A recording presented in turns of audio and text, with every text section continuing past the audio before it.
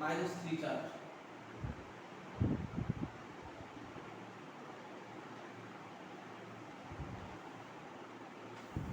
Ammonium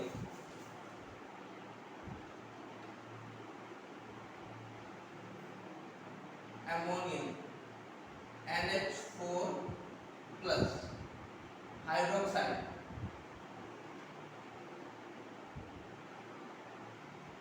OH minus bicarbonate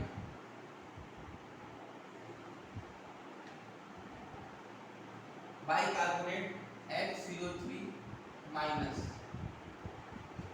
nitrate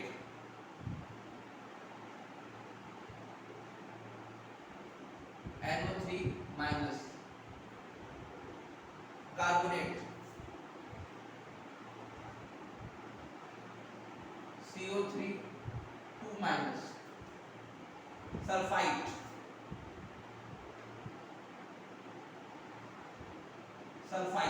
SO3 2 minus sulphide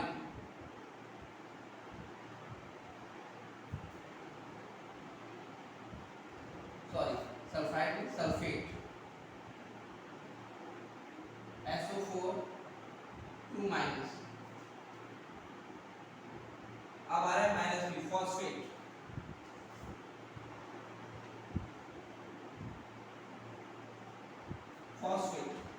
PO4 3 minus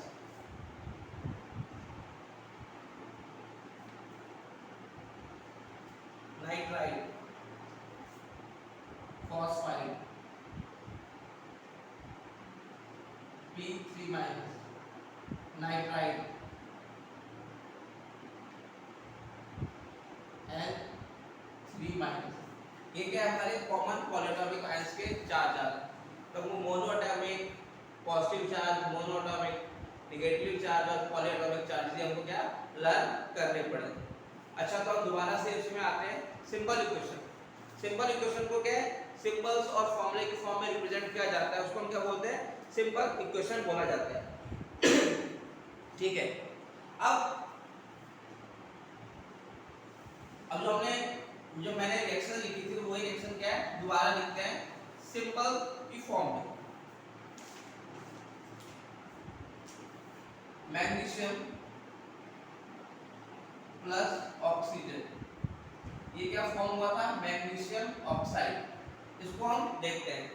ये जो substance इस side form है left hand side, उसको क्या बोला जाता है रिएक्टेंट बोला जाता है। और जो इस साइड फॉर्म होगा कुछ भी वो क्या कहलाया जाएगा प्रोडक्ट कहलाया जाएगा। तो द सब्सटेंस विच रिएक्ट, जो सब्सटेंस क्या रिएक्ट होंगे जो रिएक्शन में हिस्सा लेंगे, the substance which take part in the reaction, the substance which take part in the reaction is called reactant.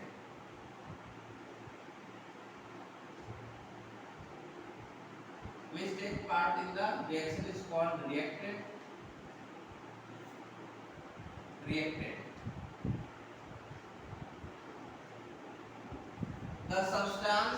The new substance formed during the reaction. The new substance formed during the reaction.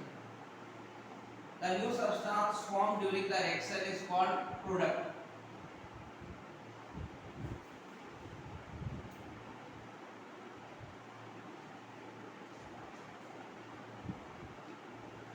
Is called product. जो नया substance form होगा reaction में वो क्या कहलाया जाएगा product. जो इस साइड है हम कह सकते हैं रिएक्टेंट कहां पे आ रहे हैं left hand side. Left hand side वाले रिएक्टेंट होंगे, राइट हैंड साइड वाले क्या होंगे प्रोडक्ट होंगे। प्लस साइन क्या इंडिकेट करता है रिएक्टेंट्स कौन कौन से रिएक्टेंट क्या कर रहे हैं कंबाइन कर रहे हैं। एरो साइन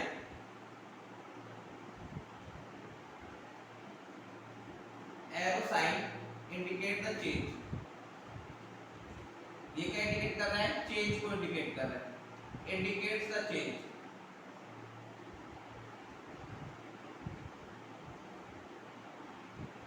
एरो साइन क्या इंडिकेट कर रहा है, क्या चेंज हुआ। लाइक मैग्नीशियम और ऑक्सीजन रिएक्ट करके क्या बना रहा है, मैग्नीशियम ऑक्साइड बना रहा है। ये क्या बता रहा है, एरो क्या बता रहा है, इन दोनों को रिएक्ट करेंगे वो क्या बना रहा है, चेंज, क्या चेंज आएगा, मैग्नीशियम ऑक्साइड फॉर्म होगा। ये क्या आया, इसका कॉम्बिनेशन आया कि चेंज क्या हो गया, दोनों को कंबाइन करके क्या बना है, मैग्नीशियम ऑक्साइड बना है। अब अगला टॉपिक हमको पढ़ना है बैलेंस इक्वेशन। चलिए अगला टॉपिक में आते हैं, बैलेंस इक्वेशन।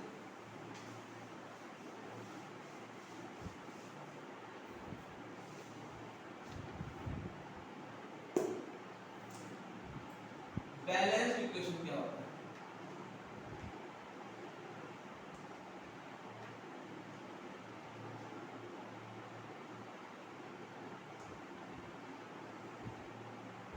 बैलेंस इक्वेशन क्या बोला जाएगा, जहां पे एटम्स, रिएक्टेंट साइड वाले एटम और प्रोडक्ट साइड वाले एटम दोनों क्या है, इक्वल होंगे तो क्या कहलाई जाएगी, वो बैलेंस इक्वेशन कहलाई जाएगी। अब केमिकल इक्वेशन, अब chemical equation which has equal number of atom, chemical equation which has equal number of atom, a chemical equation which has equal number of atom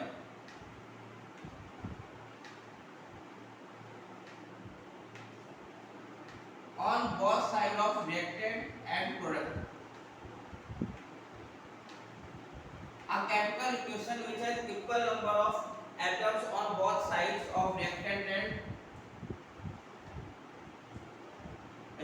side और प्रोडक्ट साइड, जो atoms कैसे होंगे, equal होंगे। A chemical equation which has equal number of atom on both sides of reactants and products. Reactants and products are called balance equation. उसको क्या बोलेंगे, balance equation बोला जाएगा। बैलेंस इक्वेशन बोला जाएगा जब रिएक्टेंट साइड के भी एटम क्या है, प्रोडक्ट साइड के एटम के इक्वल आएंगे, उसको क्या बोला जाएगा, उसको हम बोलेंगे बैलेंस इक्वेशन बोलेंगे। और बैलेंस इक्वेशन किस प्रिंसिपल के ऊपर बेस्ड है, किस लॉ के ऊपर बेस्ड है, balance equation is based on the law of conservation of mass. Balance equation is based on the conservation of law. Based on the conservation of law.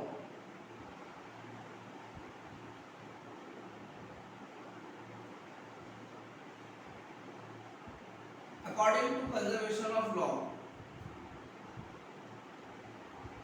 According to conservation of based on the law of conservation of mass. Based on the law of conservation of mass. Balance equation किसके ऊपर based है, law of conservation of mass. According to law of conservation of mass. According to law of conservation of mass. Mass का conservation क्या कहता है, mass can neither be created nor destroyed. मास ना ही create किया जा सकता है, ना ही डिस्ट्रॉय किया जा सकता है।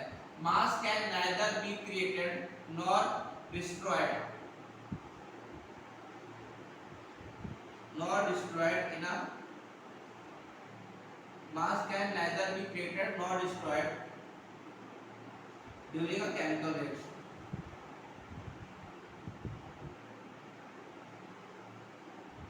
During a chemical reaction.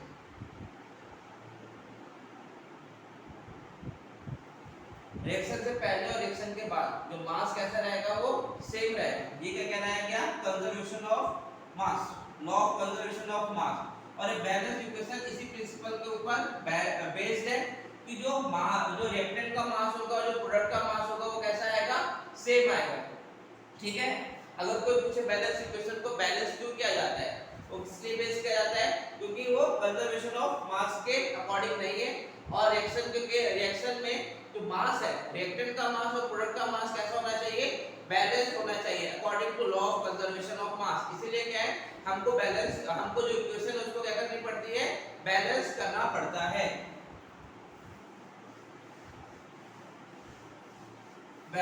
Law of conservation of mass के according total mass of reactant और टोटल मास ऑफ प्रोडक्ट कैसे रहेगा? Same. Total mass of reactant is equal to total mass of product.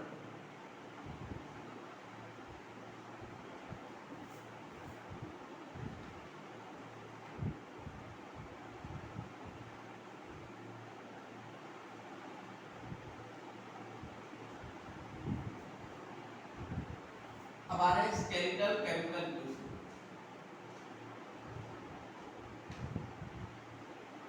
Skeletal chemical equation, skeletal chemical equation क्या होता है? अब जो equation का बैलेंस नहीं है उसको क्या बोला जाता है? स्केलेटल केमिकल इक्वेशन बोला जाता है। The chemical equation, the chemical equation in which वो chemical equation in which number of atom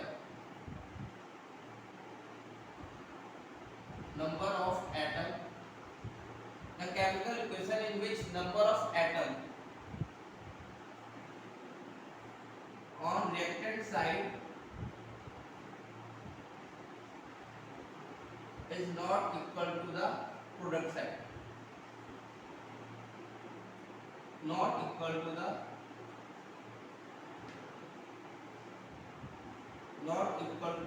number of atom on product side। जो रिएक्टेंट साइड के एटम है, जितने रिएक्टेंट साइड के अंदर एटम है और जितने प्रोडक्ट साइड के एटम्स हैं वो इक्वल नहीं आ रहे, तो उसको क्या बोला जाएगा? स्केलेटल केमिकल इक्वेशन बोला जाएगा। The chemical equation in which number of atom on reactant side is not equal to the number of atom on product side.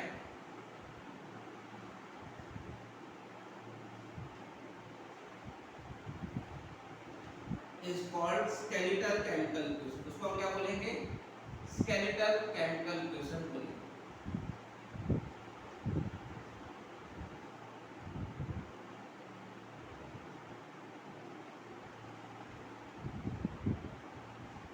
उसको हम क्या बोलेंगे?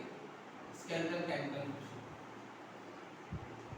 लाइक हाइड्रोजन और ऑक्सीजन को कंबाइन किया, क्या बनाया? वाटर। आइए आप देखो, हाइड्रोजन के कितने एटम है? 2 एटम है। यहाँ पे हाइड्रोजन के 2 एटम है, ऑक्सीजन के 2 एटम है, लेकिन यहाँ पे ऑक्सीजन का सिर्फ 1 एटम। इट मींस ये इक्वेशन कैसी? बैलेंस नहीं है। इस इक्वेशन को क्या बोलेंगे?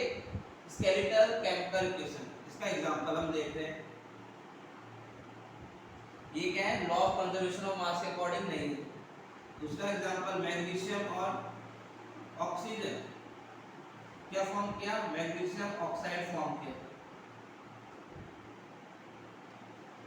यहाँ पे मैग्नीशियम का 1 एटम है, यहाँ पे मैग्नीशियम का 1 एटम है, यहाँ ऑक्सीजन के क्या है? 2 एटम है, लेकिन यहाँ पे ऑक्सीजन का 1 एटम। इट मींस ये इक्वेशन क्या है? बैलेंस नहीं है। इन इक्वेशन को क्या नाम देंगे? इन इक्वेशन को बोलेंगे स्केलेटल केमिकल इक्वेशन। आगे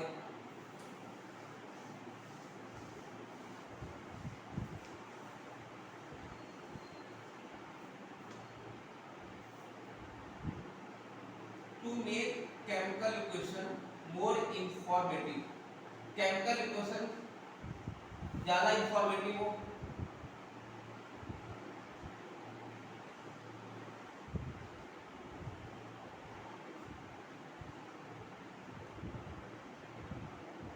to make chemical equation more informative we have done representation of states। हमने क्या किया है? स्टेट्स का रिप्रेजेंटेशन किया है। कैसा रिप्रेजेंटेशन किया है? फॉर एग्जांपल, सॉलिड को हमने कैसे बताया? सॉलिड को लिखना है कि जो रिएक्शन हो रहा है, जो सब्सटेंस रिएक्ट कर रहे हैं, अगर वो सॉलिड फॉर्म में है तो उसको स्मॉल एस से रिप्रेजेंट कर दिया गया है। अगर वो लिक्विड फॉर्म में है तो उसको एस से लिख दिया गया है। अगर वो गैस फॉर्म में है तो उसको जी से इंडिकेट कर दिया गया है, जी। और कैलकुलेशन किया गया है ताकि केमिकल इक्वेशन क्या है? और इंफॉर्मेटिव। अगर केमिकल इक्वेशन कैसी है, रिवर्सिबल है, रिवर्सिबल मतलब रिएक्टेंट से प्रोडक्ट बन जाए, प्रोडक्ट से रिएक्टेंट बन जाए, तो हम उसको क्या बोलते हैं, रिवर्सिबल।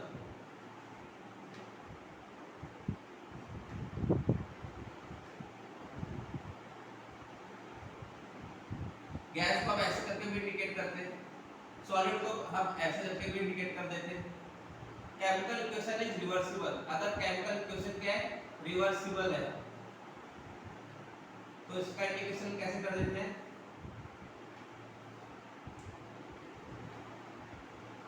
ये कुछ तरीके हैं जिसके जरिए हम केमिकल इक्वेशन को क्या बना देते हैं, और भी ज्यादा इंफॉर्मेटिव बना देते हैं। हम क्वेश्चन करेंगे तो हम और भी इंडिकेशन देखेंगे, रिप्रेजेंटेशन देखेंगे, जिसके जरिए क्या है केमिकल इक्वेशन को और ज्यादा इंफॉर्मेटिव बना दिया जाता है। जैसे इसको एग्जांपल देख के समझते हैं।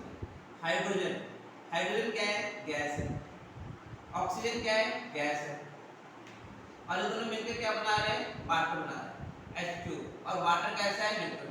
अब इससे हमको ज्यादा इंफॉर्मेशन पता चल रही है कि हाइड्रोजन क्या है, गैसेस फॉर्म में, ऑक्सीजन भी क्या है, गैसेस फॉर्म में, और इन दोनों को रिएक्ट किया तो क्या बन गया, H2O बना है। वो कौन सी स्टेट में है, लिक्विड स्टेट में। तो इससे हमको क्या है, केमिकल इक्वेशन के बारे में ज्यादा रिप्रेजेंटेशन, ज्यादा इंफॉर्मेशन पता चलती है, और ज्यादा नॉलेजेबल इंफॉर्मेशन गेन कर सकते हैं इसको समझने के लिए।